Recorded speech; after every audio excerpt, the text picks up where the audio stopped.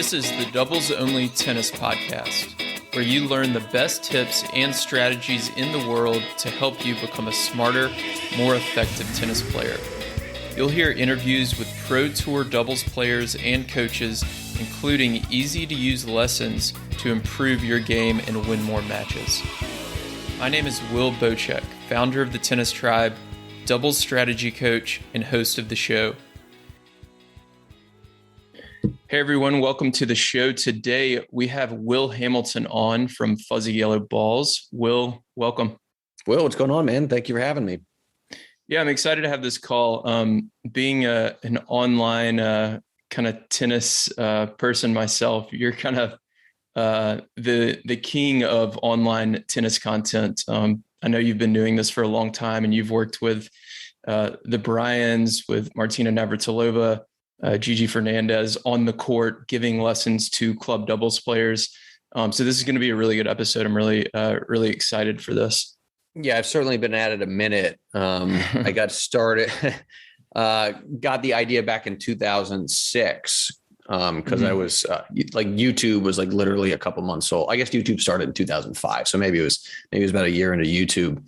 But I came across this one instructional video that had 55,000 views. Which was just like an incredible number of views back then. So I was like, oh, wow, like this is something I could do.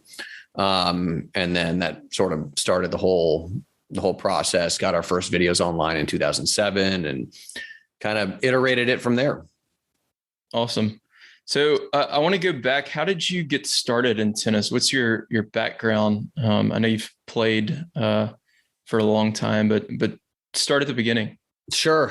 The beginning is my dad, who's from a small town in Chester, South Carolina, which, no one listening to this has ever heard of it, I'm sure. But when he was in high school, started playing on this old dirt court and just loved it and ended up playing on Davidson College's tennis team, which is Charlotte, North Carolina. You might know it because people know Steph Curry. Right. So that kind of, yeah, exactly. So that Steph helped make Davidson a little bit more mainstream. For sure. But dad's played his entire life. Mom's actually played too, coincidentally. So when I was a little baby, there was a tennis ball in is it pronounced mobile? Like what's the thing that sort of spins around above a baby's head? I don't have kids, like the so baby I don't know thing. that, but I know what you're talking about. I just don't know the baby thing. for it. That's the technical term for it. So there was a tennis ball you were on your back kind of reaching up for. Exactly. Yeah. Yeah, exactly. Learning how to call the lines and everything. They taught me early. Yeah. I could call the lines before I even knew how to swing a racket, but, started playing as soon as I could hold a stick and, played in high school, I actually went to Davidson College as well. So I was on the Davidson team. And then I taught a little bit in real life, air quotes in real life, right after I graduated. And then, saw this video on YouTube and was like, I could do this on the internet. And so I said to my parents, I was living at home at the time. I was like, hey, can I start a website in your basement? And my dad was like, yes, on one condition, that you don't bring shame to the family. And I was like, I'm naming the website fuzzyyellowballs.com. And that was the start of it. Wow. Yeah. So then how long did this transition take from like in-person coaching to like mostly online? Well, we didn't, so it's one thing to put videos on the internet and it's another to have it be a business. Yeah. Get people to watch them. Yeah. Where you can afford your own rent and move out of your parents' basement. So it took, I'd say 2 to 3 years before we figured out a business model, which honestly, the model is pretty straightforward at this point. It's just kind of like Netflix for tennis lessons. Like people just come and they can either buy a product as a standalone, or you can subscribe to kind of get everything. Right. And then since then, sorry, go ahead. But I was going to say the only thing that was hilarious about it was when we first started it, I would get emails, mostly from husbands, but they would ask me to explain to their wives why Fuzzy Yellow Balls was on their credit card statement. That's hilarious. Yeah. So I had to change it to like FYB tennis or something like that, make it a little clearer. Oh, I see. Yeah. Yeah. That actually happened. Like that's a real thing. It's funny. So since then, you've released tons of tennis content, a lot of it on the court with club level doubles players, anywhere from like 3-0 to 4-5 mostly. Yeah, I think that's I think what aren't most players like 3-5 to 4-0. I'd say that's kind 3-5 of the wheelhouse. 4-0. Yeah. But anywhere from 3-0 up to 4-5. I think the thing we try and focus on a lot of time is strategy, which kind of is the same at all levels. Obviously, the more the more competent you are, the more shots you have in your arsenal, you can do a little bit more. But the fundamentals of strategy at least are the same at all levels. Yeah. The principles like still apply, whether it's the pro level or the 3-5 level for sure. And then fast forward, you start releasing, I think you released the singles playbook first, right? And then the doubles playbook after that. So actually, the current version of the doubles playbook and the singles playbook, they're physical books. Now with, every page has a play on it. And then there's a QR code you can scan with your phone that'll take you to a video explaining what you're looking at. But the original doubles playbook was back in 2011, and it was an online course with Bob and Mike Bryan. They were the first pros that I worked with. So we originated the concept way back then, and then it kind of stayed in that same form for about 8 years. And then I think it was 2018 was when we first made the singles playbook, which was the first physical book. You're right about that. And then we kind of iterated it from there. Got it. Once QR codes became more common, and that tech was built into someone's phone where you didn't need to download a QR code reader. Right. Yeah, that makes sense. So before we dive into what we're going to do here for people listening is we're going to go through 3 of these plays. So you gave me access to it last week. I took a look. There are how many plays in this playbook? 48 plays. Okay. For the Dubs playbook, Yeah. So it's everything you can think of from serve strategy, serve and stay back, serve and volley, return strategy, rallying, net play, all sorts of stuff. And you worked with the Bryans as well as Martina Navratilova, Gigi Fernandez. Combined, they have 102 Grand Slam titles. Something like that. Yeah. Yeah. That's what it says in the video anyway. Yeah. Well, then that's right. I think I'm trying to think if like Bob and Mike won another one after. I don't think so. But regardless, it's an insane amount of Grand Slam titles. So it's literally the best doubles players of all time. Yeah. And what I love about it is how you worked with them, got their plays, and you distill it down to where a club level player can execute it. So, we're not going to be able to serve a bomb down the tee for, to set up our net player every time, but we can hit a body serve, right? Like that makes sense. So you take their plays, you work with them, you distill it down. It's 48 plays. You get a physical copy, and we're going to go through 3 of the plays here. But before we do, is there anything I missed in that explanation of the doubles playbook? And then let's dive into sword versus shield.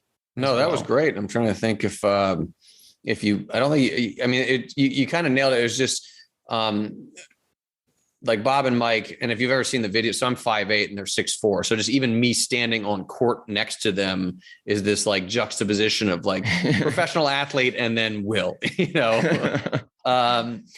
And I remember back when we first released those videos, you would get comments that are like, these guys can serve 130 miles an hour and I can't do that. Right. And, I was cognizant that people were going to say that. So it's just like, look, that's not what we're focusing on right now. Cause these guys and gals are doing things that we can copy. Like, what are they looking for? Like, what is a subtle movement from their opponent that's going to tip off where they're going to, return the ball, which we'll talk about in the prognosticator in a second, or what is a shot you can hit that doesn't, need to be 130 mile an hour bomb, but it can set you up for the next shot. Right. That's something most folks can do. Right. Yeah. And I think the key for people in getting started is just to stay kind of more aware on the court and like know what to look for. And this kind of helps set them up for that. And then kind of going through them myself, one of the other things that I took away was if like one play doesn't work for you because you have certain strengths or certain weaknesses, there's 47 other plays. So, Yeah. or if it's not working against a particular team, so if you have all these different plays to pull from, it's kind of like having more tools in your toolkit. Like you're going to know during the match, oh, this one's not working. Let's try this one. Sure. It's the classic, like you got plan A, but sometimes you need a plan B. Yeah, absolutely. So explain sword versus shield before we dive into these plays. Yeah, the term sword versus shield is basically just your strength and your weakness. And it's not a term I made up. I've heard a number of other coaches use that. The first time I ever heard, like Craig O'Shaughnessy, our buddy, uses that. Yeah, I've heard him use it as well. Who did? You said? Yeah, I've heard Craig use it as well. Yeah, Craig uses it. And the first time I ever heard it was a coach here in DC named Yano Zhu, who has done some stuff online. His website is Fifth Set. And he's a great coach. He's a very good player. He was a very highly ranked junior from France, but he was as far as I can recall, he was the first person I ever heard it from. And so what, I guess the layer you could say, at least I think I added it, I don't know if somebody else came up with this, was when you're looking, if you like visualize a tennis court in your head and you first say, okay, on my side of the court, where is the sword and where is the shield? Like which side? And for a right-handed player, like if you imagine yourself looking across the court, your sword is going to be your forehand probably, so it's on the right, and then your shield is going to be on the left. But then if you're playing a right-handed player, if you did the same thing for them, from your perspective, when you're looking across the court, their sword is going to be on the left-hand side and their shield is going to be on the right-hand side. And so what that means is you would have swords on the diagonal and shields on the diagonal. Hopefully this makes sense. Or if you hit your, how if you hit your forehand down the line, it's going at the person's backhand, right? That would be sword down the line at a shield. At a shield, yeah. Yeah. And so the reason I thought that was important is you need to know where all this stuff is, because cool, you might be trying to attack someone's shield, but if you're hitting down the line to do it, that can be quite a low percentage shot. Which also opens up their ability to go cross court, which is the safer shot now at your shield. So it really, when you're talking about, again, if this is audio, it might be a little convoluted, but it was all about understanding your strengths and your weaknesses, your opponent's strengths and weaknesses, and how it works with the geometry of the court, because the court is, of course, a rectangle. Right. So that's the concept, is where is everything and how does it work with relation to the geometry of the tennis court. Yeah, that makes sense. And there's a good video that describes it for people who are having trouble visualizing. But most people who listen to this podcast, I'm talking about the court all the time, so hopefully they can kind of follow along. And the reason I just use sword versus shield is because sometimes your forehand's not your best shot, right? So it just made it sort of a way you could kind of standardize, like where's the strength, where's the weakness versus forehand, backhand.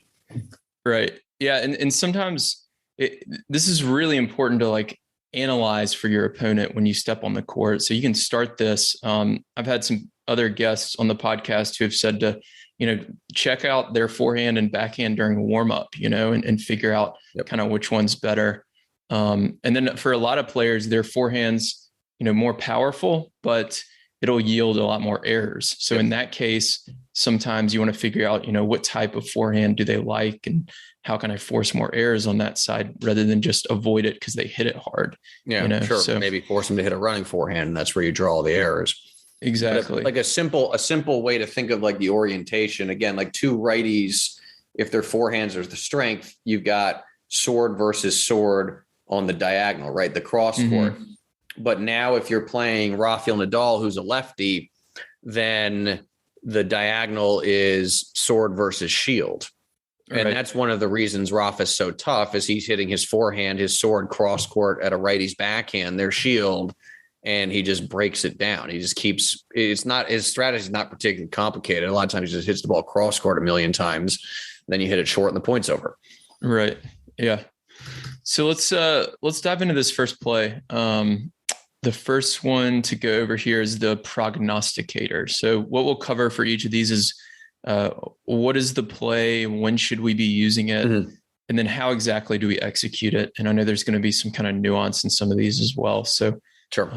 Let's start with the prognosticator. Sure. So the prognosticator, and it's spelled Prague hyphen and then like Gnosticator. So I was trying to be clever. Like Martina Navratilova is from Czechoslovakia, so Prague, or the former Czechoslovakia, now the Czech Republic. And so that was our attempt at being clever. But so the play is pretty straightforward. So let's say you were serving in the deuce court, and you're going to hit a body serve. Yeah. And so if from your perspective, your team's perspective, if you hit a body serve and your opponent moves towards the middle of the court to get out of the way of the ball to hit a forehand, they're very likely going to pull that ball cross court. Right. Just so this is one of those things where it's like, you don't need to have 130 mile an hour serve. It's just, if you hit a body serve and you see your opponent moving to the middle of the court, so it'd be the right from your perspective to hit a forehand, probably going to pull it cross court. Right. And so what that means for your net player is that is a good time to either pinch. Pinch is basically just kind of where you go stand in the middle of the court. You don't full poach, but you just kind of, instead of split stepping forward, you towards the middle. Exactly. And that's a term I learned from Bob and Mike Bryan. They basically were like, whenever first serve goes in, with some exceptions, they would just pinch. They would just kind of split towards the middle of the court versus splitting forward, because they're just trying to clog, the cross court, safest shot, clog the middle of the court. So that would be the first thing to look for. But really, the shot that makes this play is, let's just assume you are serving and volleying. Let's assume the return gets by your net player and comes back to you. And you're hitting that first volley. A lot of people think that you have to volley that ball deep, right? Hit your volleys deep. That is a very, very common piece of advice. It's not necessarily wrong, but if you hit a volley deep and it's not a ball you've hit hard, that skids, that takes time away from your opponents, then a lot of the time your opponent has a lot of options. They can hit a passing shot through the middle, down the line, maybe a dip or cross court. If they've got that shot on their forehand, they can lob, but there's a lot of stuff you would have to defend. Right. Because it's just like a routine ground stroke that they would get in a clinic almost. Exactly. You're giving them a rally ball. And so Martina has this volley called the Newt volley. And the first time she said it to me was actually during a take. And I was like, wait, what did you just say? Yeah, I think I just watched that video. She's like, Dad, do you say new volley? She's like, no, newt, like the lizard, like N-E-W-T. Yeah. I was like, why do you call it that? And she's like, I don't know. The newt's kind of like this almost like nothing lizard. So the newt volley is short and low. And you kind of want, basically, you don't want to hit it super hard because you want to pull your opponent into the court. You want them running forward to hit a low ball. So it's not like a drop shot, but it's landing like around the service line maybe, and it's slow and low. Yeah. And you're not a drop shot forward to kind of reach. So they're like reaching forward to try to hit this next shot. Yeah, it's not supposed to be a winner. You're expecting them to get to it. You want to make sure you get it by, like, if it's a drop shot, the net opponent can run over and get it, and a drop shot will probably sit up. No, you're trying to keep it low. You kind of want it to bounce and skid. You just don't want it to bounce very high. And what you're trying to get is the baseline opponent running forward to hit a low ball, because it's going to be very difficult to pass from there. Any passing shot attempt they hit, the ball is going to be rising, obviously, to get over the net, and then ideally rising when it still gets to you, so you can hit down on the next shot. Right. Martina said something that's very simple. A very simple way to think about doubles is you want your opponents to be hitting up and you want to be hitting down. If you can set that up a lot, you're going to win. So the newt volley is that ball that stays, short, low. It could be down the middle. It could be angled. The most important thing is just short and low. Force them to hit up. when you pull them inside the court, very difficult to hit a good lob off of that. Right. So even if somebody does lob, you're going to probably have an overhead you can do something with. It's unlikely that it's certainly not going to be a topspin overhead. Yeah. Or an offensive overhead. So it just puts you in the driver's seat to hit down on whatever your next shot is. And then you can aim it either away from them or just down at their feet where, that's a tough volley. Got it. Yeah. So this is something, this is a play I use a lot. I've never, I think I started using it before I saw your video. Sure. You know what? I didn't invent it. So. Yeah. But yeah, this is a great play. Obviously, ideally, your net player gets involved, right, in that second shot. So this body serve, people need to focus on making a high percentage of first serves. We talk about that all the time. You don't need to be bombing the serve. And to be honest with you, if you're serving and volleying, and if that's something you're not comfortable with, hitting a spin serve is a better idea because it gives you more time to get forward. So hitting that body serve, getting forward, keeping that volley low, kind of short. And then the big thing, one of the biggest takeaways from hearing you describe it there is closing into the net. And that's something I see people execute this play at like a 3-5 and 4-0 level to perfection until the very last shot. And what they'll do is they'll serve and volley, they'll hit a decent half volley low, and then they'll stop 2 feet inside the service line. So then that next volley is down at their knees or at their ankles, or sometimes they back up and it even bounces again. So really closing the net hard, especially if you hit that volley low, kept it over the net, and they have to pop it up. Yeah, you can really sell out once you hit that shot, if you realize, oh, there's a short and low, you can really close.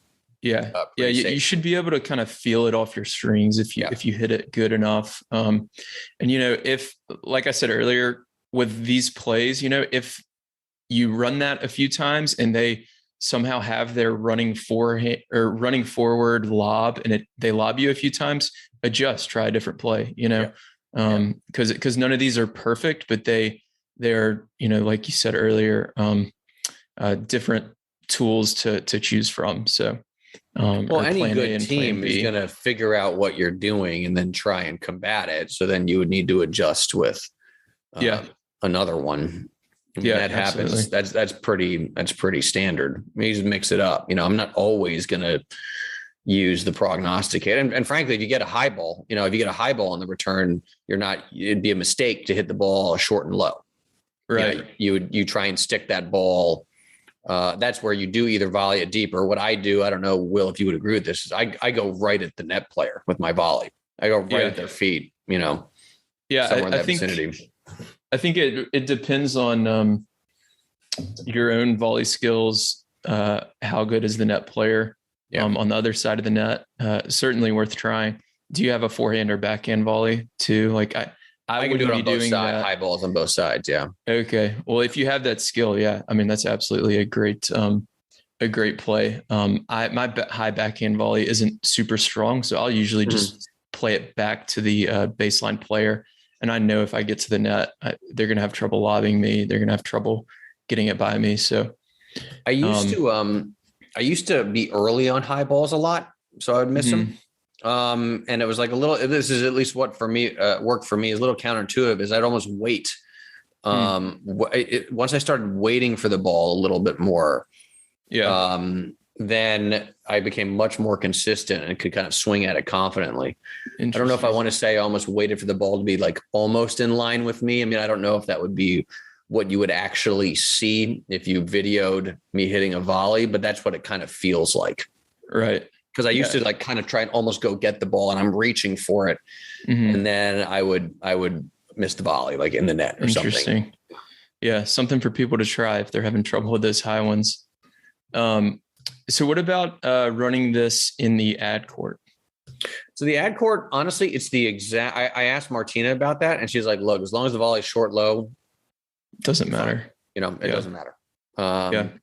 So the little nuance you might be. I asked her in the deuce court. I'm like, "Well, are you trying to get it back to the returner's backhand?" And she's like, "Ideally, sure, but if you're trying to volley that ball through the middle, maybe the net opponent will try and pick it off." So Right. that's something you have to look for. But she's like, look, if you volley it short and low and it goes at the baseline player's forehand, they're still hitting a low ball. Like, Yeah. you're in a great spot. So I wouldn't sweat it too much. I think in the ad court, the more cross court volley is obviously naturally going to go towards a righty's backhand more. So that's as perfect. If they're running forward, trying to hit a low backhand, like good luck. Right. Exactly. That's a shot almost no one has, me included. Yeah. Well, I mean, maybe some of the pros. Right. Yeah. So there's a balance there. So in the deuce court, depending on how far forward you're able to get, how confident you are in your volleys, ideally you do hit it to the baseline player's backhand. But if you might pop the ball up a little bit, if the other net player is really aggressive, then it's more important to hit it wider. Totally. In that ad court, to be honest with you, like at the 3-5, 4-0, even 4-5 level, I feel like getting it to the backhand and getting to the net is just a winning formula no matter what. Yep. I can't describe like how many times over the years where I've hit just a terrible volley, but at least it's to the opponent's backhand and I'm pressuring them at the net and they just miss, Yep. Trying to overcook it. Yeah. So it's just like, if you can keep it to the backhand on the ad side, it makes a ton of sense. Yeah. It's helpful to be a lefty because my serve just naturally goes over there. Oh yeah. Yeah. There you go. And I get a forehand approach volley, typically as opposed to a backhand. Right. Okay. So anything else on the prognosticator? I think that's the main takeaway. Like I said, just short and low, force them to hit up so you can hit down. Awesome. So a good play for people who are trying to serve and volley, add serve and volley to their game. Things like that. The next play, we've got the upgrade. So tell us what the upgrade is. Sure. So this is, so a lot of players really struggle to, let me rephrase that. You end up in the 1-up, 1-back formation a ton.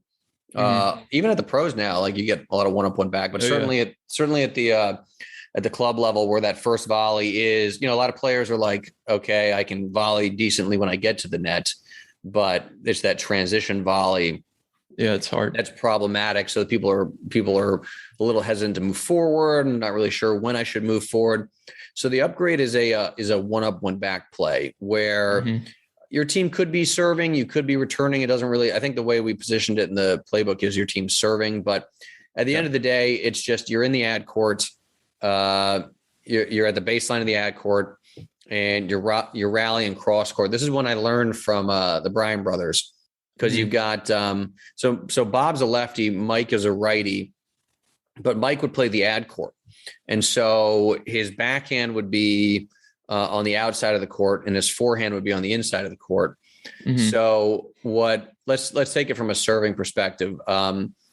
If Mike were going to serve and stay back, he would hit his serve, and then he would immediately shift into the alley. So he would move to his left to get his body into the alley, maybe even be a step outside the alley because he's trying to get the return and any ground stroke he hits after that.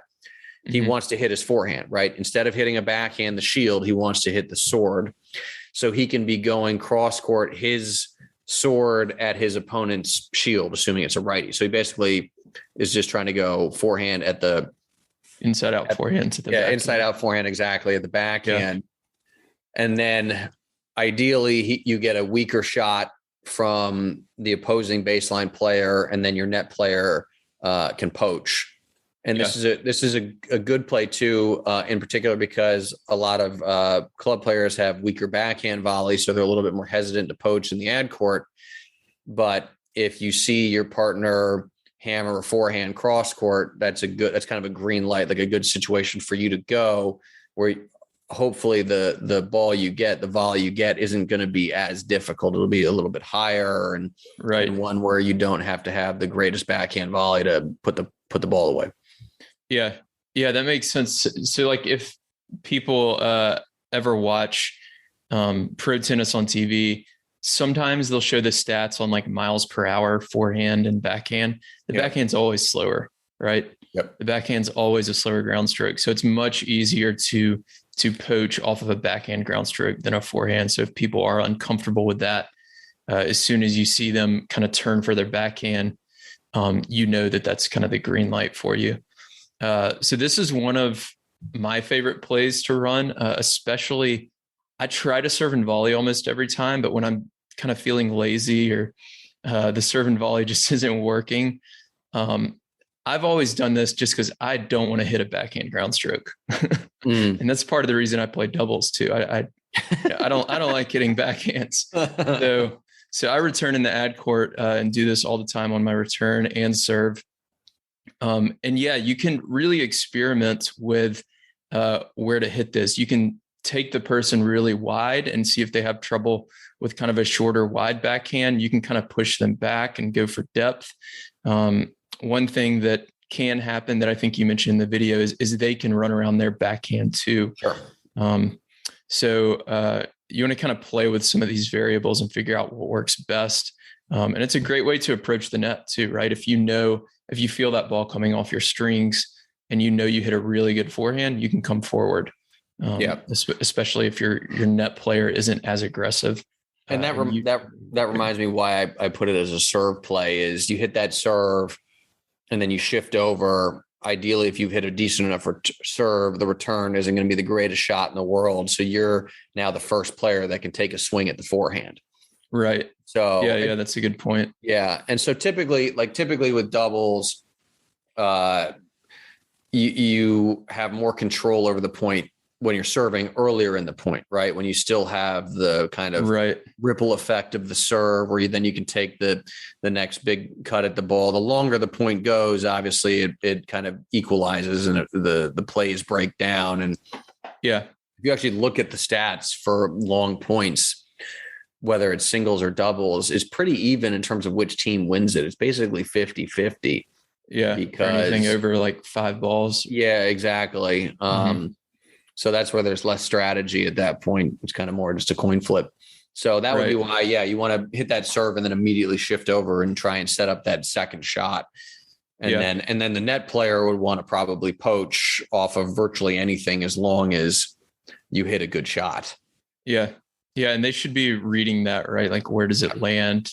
Hear it come off your partner's strings, things like that. And that reminds me of, so one of, the tactics I describe in my ebook is I call it the serve +1 in volley. So this is great for people who have trouble with the serve and volley. So they can use the upgrade and combine it with this, right? Serve, run around forehand, you hit it good, and then you get to the net. And that way you don't have to hit that transition volley as much. And when you're hitting that run around forehand for your serve +1, if you hit it with a little more shape, with a little more margin, you'll have more time to get forward and get to the net. So it's a good way to skip that tough no man's land volley. Yeah.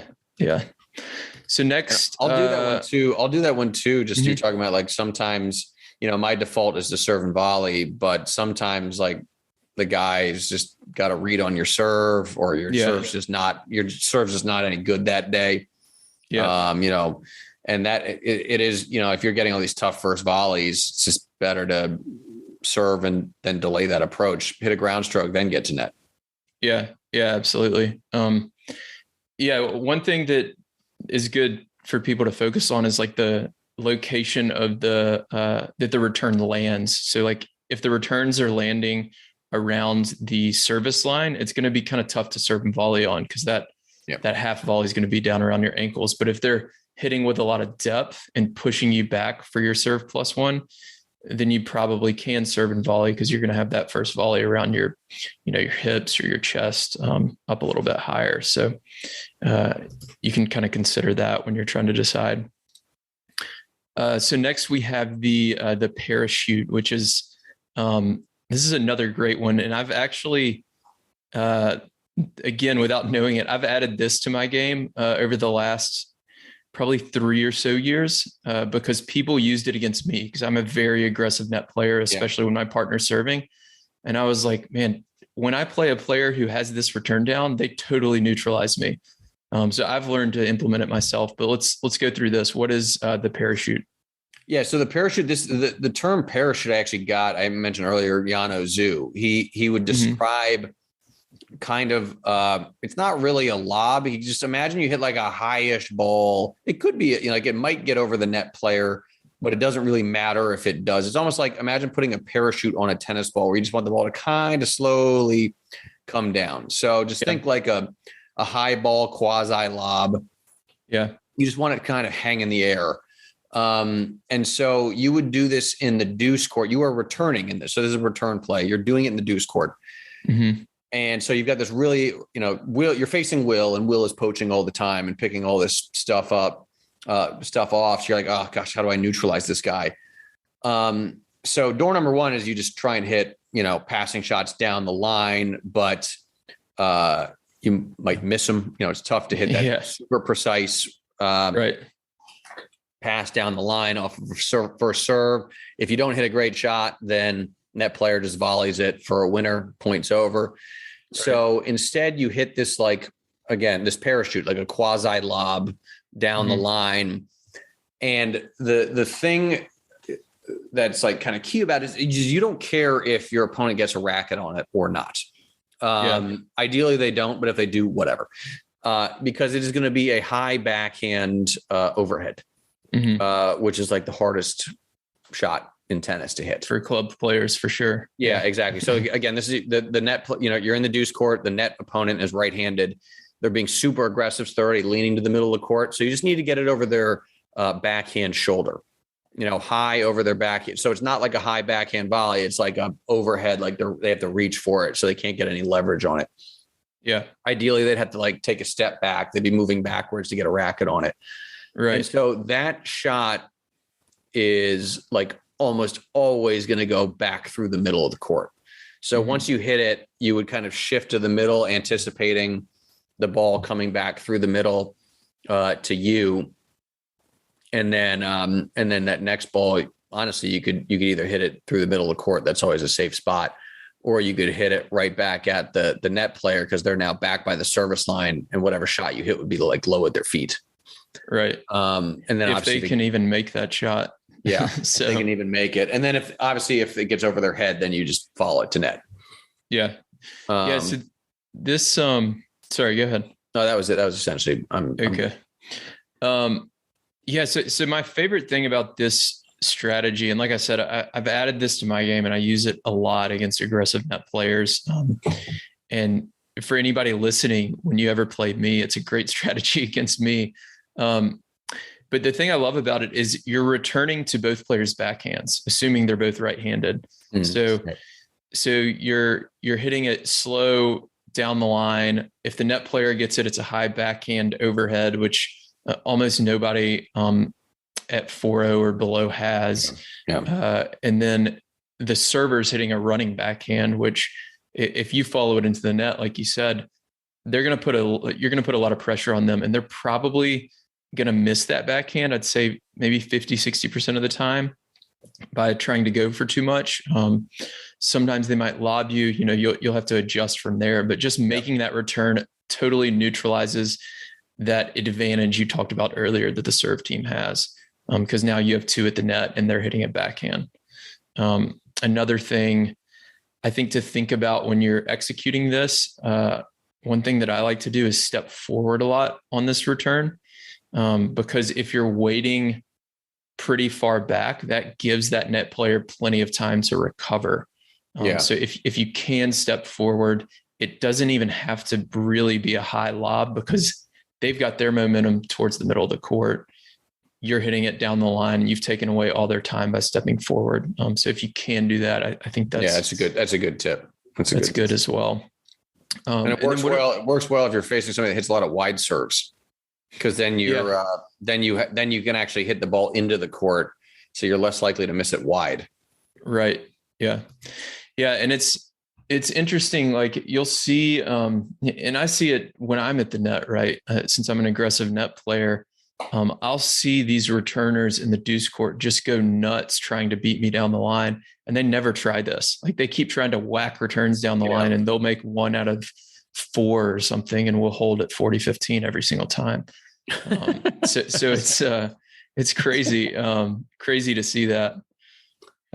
So what about doing this in the ad court? Talk a little bit about that. Well, ad court's tough because that's where you're now hitting, a parachute down the line is overhead. Mm-hmm. A normal overhead, it's right into, the sword side, the forehand side. So it doesn't really work as well. You can do it if your opponent is not serving and volleying, and then you can just hit the thing cross court and hit a high ball back at the opposing, baseline player if they're staying. But it only works if they're staying back. If they're coming in, then it's going to be a high volley for them, and you're going to get your partner tagged. Right. So it's not as effective in the ad court, because even if you hit that high ball, you let it go back. If the baseline player might run around and hit a forehand, and then they're hammering server. Yeah, exactly. The server is kind of hammering, kind of like essentially a sitter. Yeah. So it's not as great. I mean, this is just, you got to feel it out. I mean, if you're playing in the ad court, the opposing net player is going to be poaching on their backhand. So, I mean, if they're being super aggressive and picking off all your stuff, then it can be effective, because again, it's that high backhand, which can be good. You can do a little bit more with it cross court, because you have a little bit more court to work. You got another 4 feet basically to work with if you go cross court and still have the ball bounce in. So it's not as good, but it's certainly something you can try if the net player is killing you. Yeah.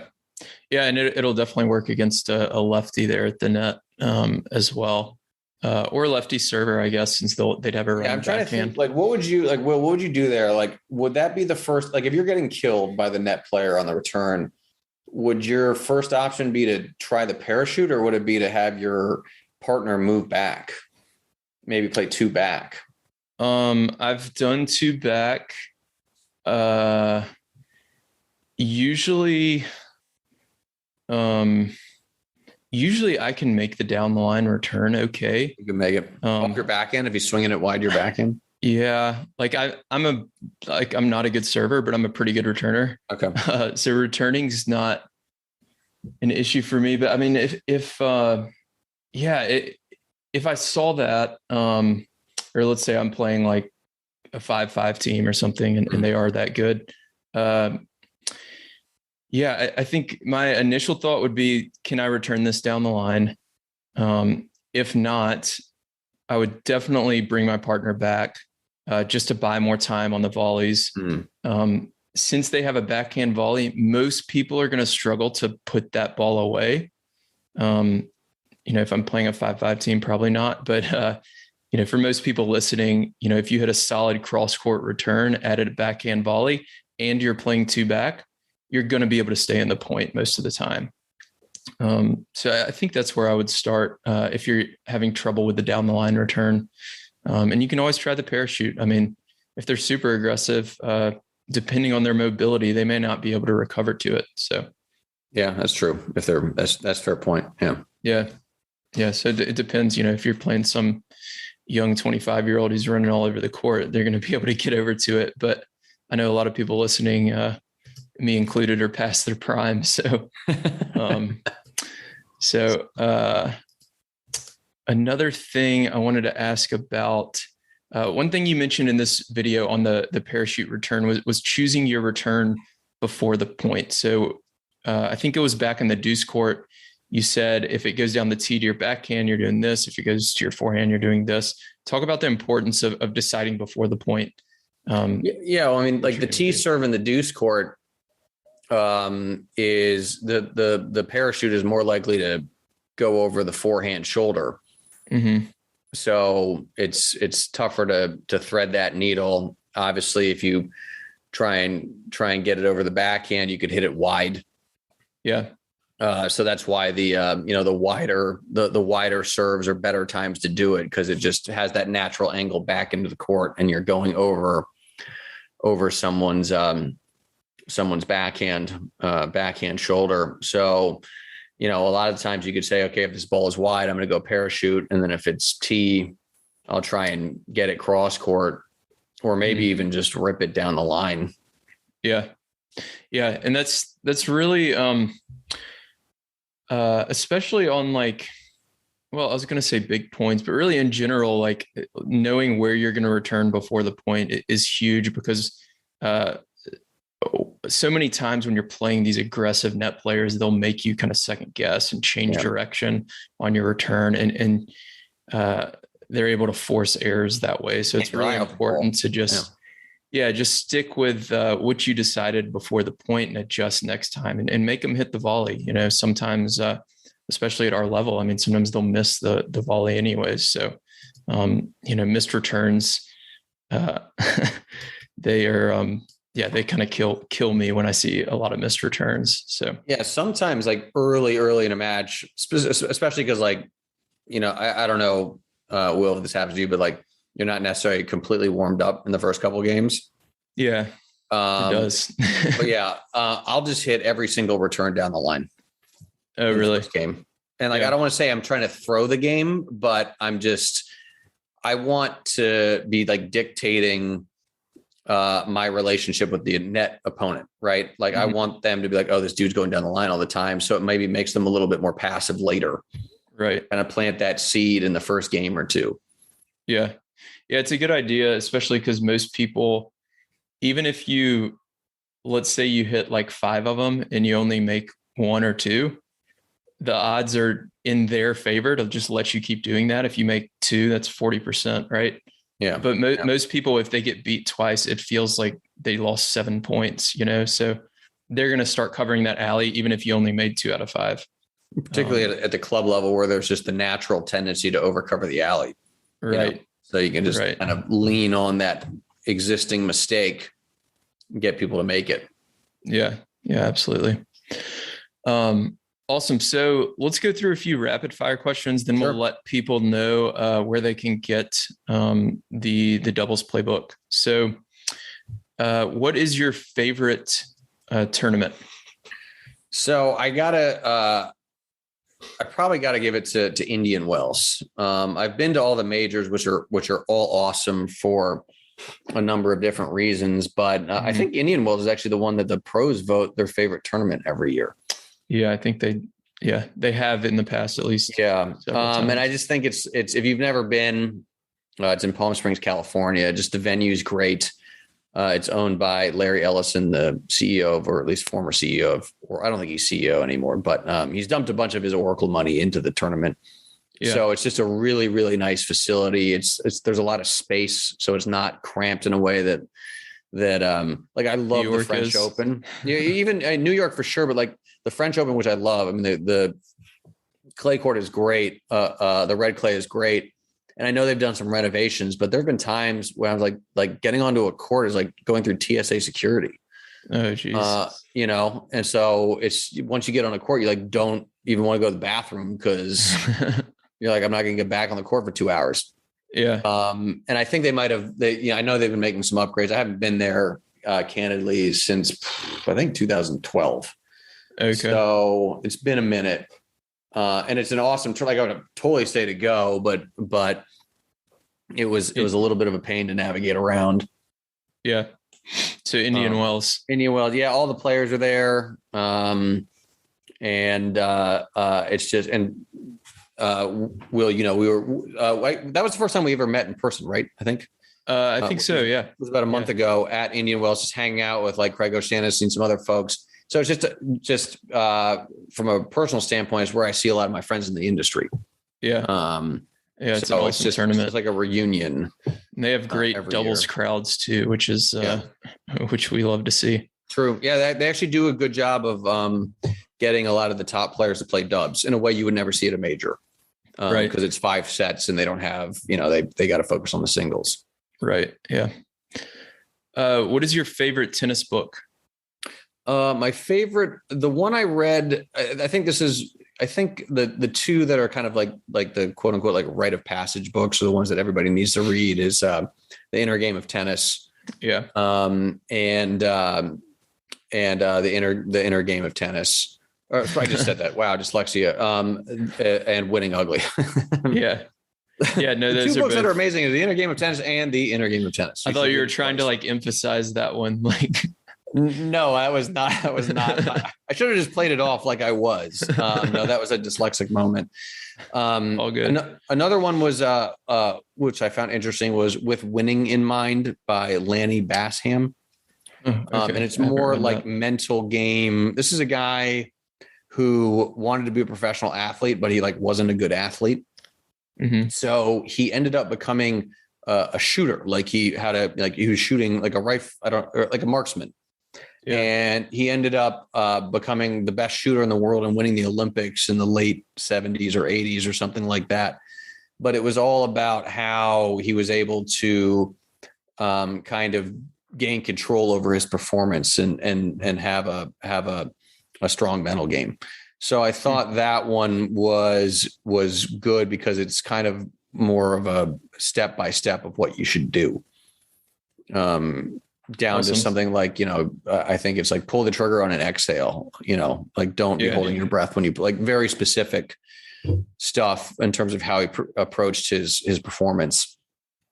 So that one was an interesting read.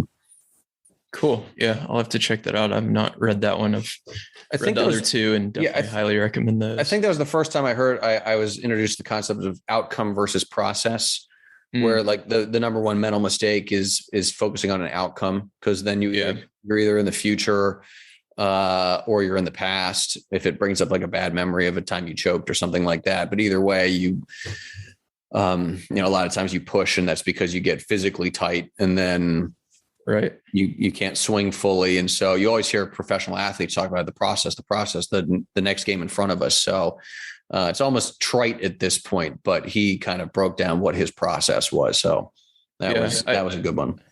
I feel like you can't hear like too many lessons on that outcome versus process lesson. It's like, it's so important. And you hear it from so many different angles, but I feel like you can't hear it enough. Yeah. To be honest with you. What's your favorite non-tennis book? Well, related to the outcome versus process is, have you ever read Atomic Habits by James Clear? Yeah, I have. Yeah, that awesome one book. That one was a real game changer. And the premise of the book is, the reason it's called Atomic Habits is because he means like really small, like an atom. Mm-hmm. And so he talks about just behavioral change, and how you can improve, anything, whether it's a sport or, if you want to learn guitar or whatever, how you can do that in a methodical, but small way. And one of the, just by little changes in habits. And one of the interesting things that always stuck with me was that he said, if you improve by 1% at something every day, so you just get 1% better every day, by the end of a year, you'll be 37 times better at whatever that activity is. Yeah. So it just reinforced the importance of these little tweaks in how you approach stuff. Mm-hmm. And he goes through the whole process in the book of like because he was a baseball player, and he talks about how he did it for baseball, and then talks about how you can apply it to anything, whether it's learning guitar, weight loss, getting work done, writing a book if you're trying to do that. Yeah. Getting better at tennis. Sure. It's, that's one of my favorite books for sure. I actually wrote a while back, I wrote a blog post about like why you shouldn't get angry on the tennis court. And I refer to one of his articles on anger and like what it does to the mind. And I think he cites like all these studies, and like the premise is anger like really narrows the mind and narrows your focus. So if you're like, how does that apply to the tennis court? Well, if you're out on the tennis court and you're like getting angry because you just double faulted or you missed an overhead or something, you're not going to be able to see as many like strategic possibilities to kind of get yourself out of that situation. So it's not just bad to like be angry on the court because you look like an idiot or because your parents told you to quit getting angry. It actually, at least I think, like it actually decreases your odds of winning the match. Interesting. Unless you're John McEnroe. Yeah, I guess some people can use that anger as like motivation to try harder. I haven't factored that in, maybe. Or he focuses on the right thing despite himself. I think for the 99% of people, it's probably the wrong way to approach it. Yeah, It never worked for me. I'm not sure it's the healthiest approach, but probably not. Anyways, what is tell us your favorite tennis story? Well, the one that we were talking about before we started the podcast is I when I was coaching in real life, I was coaching at this place called the Tennis Center at College Park out in College Park, Maryland, right outside Washington, D.C., where I live. And I would show up at work every day, and the janitor was an immigrant from, I believe, Sierra Leone. And he was living in like literally the broom closet with his two kids. Mm-hmm. And so I would show up at work, and every day his two kids would run out of the broom closet and then run around the facility and hit tennis balls and just kind of goof around. I think there were 5 at the time. And one of those kids is Francis Tiafoe. So who's now, what is he, 30 in the world or something like that? So his dad's name is Constance. He's an awesome dude, but it's just crazy that the place I used to work, like Francis was literally, like I said, living in the broom closet. Now he's one of the best tennis players in the world. He is an awesome guy. So I am, the whole family is. So I'm very, very happy that he has been as successful as he's been. Yeah. He's a fun player to watch too. I had Blair Henley on the podcast about a month or 2 ago, and she said he's one of her favorite people to interview. And she interviews, everybody in tennis from Federer to Serena to, and she said he's one of the most entertaining, like genuine, down to earth guys. So, right. Awesome story. How do we make pro doubles more popular? Man, I ask everyone this, and there's a lot of approaches and answers. I'm just going to give a very specific niche. Is it niche or niche? Does it? I think either one. Probably. Depends on your dialect. So I would say they should take all the pro point, like interesting points from, this is a very niche strategy. And now I'm in my head about which one I should use. They should take cool points from the pro tour and then make them YouTube shorts, and then just upload like a couple points every day on ATP or on Wimbledon or something like that. I've seen a lot of folks doing that with either their own tennis points, like literally just like random people who are playing, and they're creating like, here's this point I played. Mm-hmm. Or they're doing it with pro points, singles, and they're getting an enormous amount of views. Yeah. So I think just trying to get the stuff out there in like kind of like micro content to raise awareness. And just show like the most intense or the most exciting kind of moments. Something like that. I don't know if it's a good idea, but it was like it was the best I could come up with as an internet guy. No, I think that would work. Some of the best feedback I get on some of my videos are these like point of the week videos I do, where I take a point and I just talk over the video and say like, here's where they hit it. Here's why they should have done this instead, and so on. And I actually did one a couple months ago on a point from Coco Gauff and Katie McNally at the US Open. And within, I think 2 weeks, probably, I got a notification from YouTube that USTA flagged it for copyright. So I was doing like free marketing for them. And then of course they flagged it for copyright. So were you offering commentary on it? I was talking like over the video. So this is talking about strategy. This is the proverbial, like, I'm not a lawyer, I don't play one on TV, but you probably transformed that sufficiently to like work with fair use. Again, I'm not a lawyer. I'm sure you have a lawyer. I'm sure you have lawyer listeners. I'll consult with my lawyer and check it out. Yeah, if anybody is listening to this as a copyright lawyer, please leave a comment let us know on fair use, because we run into like similar stuff. Yeah. But I think if you take like a video and you like transform it, means like turn it from entertainment, which is what watching sports is, to like education, which is what you were doing by adding comment. And there's always like a gray area where it's like, how much did you transform it, et cetera, et cetera. But sure. Interesting. I'll check that out.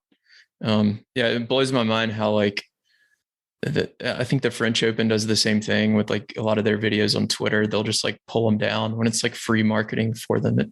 Which is I could do a whole episode on that. This is what people tuned in. They thought they were tuning in for doubles, and now they're getting a very in-depth legal discussion of fair use in 2022. Yeah, maybe we'll do a round 2 on that. So how changeovers? So how can people get the playbook? The doubles playbook with all 48 plays? Yeah, they're on our website, fuzzyyellowballs.com. Or were we going to set up a link? Was that how we're going to do that? So let's do thetennistribe.com/doubles-playbook. Pretty straightforward. So people can go there and get all 48 plays. They get access to the app. They'll get a physical copy with all the plays and a video there's a video for every one of the plays, right? There's a video for everyone. And actually, if you go to that, what was it? thetennistribe.com/doubles-playbook. Yeah. We'll set it up though. Martina Navratilova herself will show you the prognosticator. So the one we were talking about earlier, she'll actually walk you through it. And then if you're like, oh, this is cool, you can get it. Perfect. Yeah, that's an like awesome way to do it. Yeah, cool. Yeah, for people who need that kind of visual element, that should help. Awesome. So thanks for coming on, Will. I appreciate it. Well, this was fun, man. I always like talking about dubs. Next time we'll have to organize an actual hit. Yeah, we should do like maybe a video or something on the court next time. So awesome. Well, thanks again. Thanks everybody for listening, and we'll link to everything in the show notes, and I will talk to you next time. If you're a doubles player, you'll love our weekly doubles newsletter. Every Thursday, we send you doubles tips and strategies to help you improve your game and become a smarter player. When you sign up, you'll get a free 10-page guide on how to play with more confidence and dominate at the net in doubles.